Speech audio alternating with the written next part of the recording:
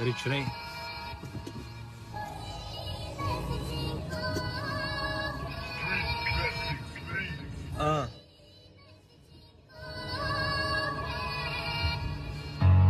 Здравей, как си, още чувстваш ли се човек? Свобода на словото, нула в 21 век. Лапнал дулото, роден съм с интелект, пресиран от държавата. Как да стана архитект? Парата е на първо място. Няма респект, за да успееш трябва да даваш рушвет на някой ти флек. Тогава те приветстват, привет, вече си прият. Сядай мирно от отрепта, повишен си в кадет. Всяка вечер бродя сам и си търкам очите. Не мога да повярвам колко черни са душите. Как може на първо място да слагате парите? В гроба вместо ковчег ще си спите в колите. Пускам BTV и слушам по новините. Пребили го момчето до смърт. Как спокойно спите, но спокойно и вас кармата ще ви достигне. Тя не известява, а просто ще ви съсипе. Ако земята е ада, прохода ми е жърта. Дори и да отидеш в рая, страх ли те е от смъртта?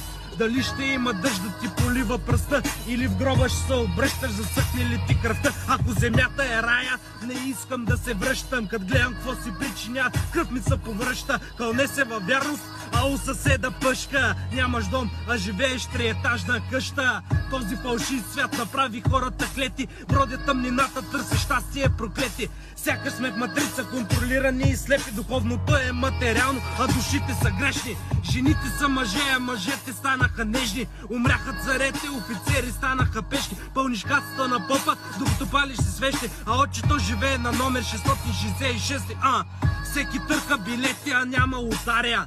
Фокът всички са мъже, а няма армия. Ето каква е ситуацията в България. Ням слепец казал на Бук, видях куция да бяга. Роден съм в България, където слънце не изгрява. Тук закона няма ръце, но те бие с тояга. Богатото сърце на бедна душа помага. Мила моя мамо, болката ми е голяма. Ако земята е ада, прохода ми е жърта. Дори и да отидеш в рая, страх ли те е от смъртта?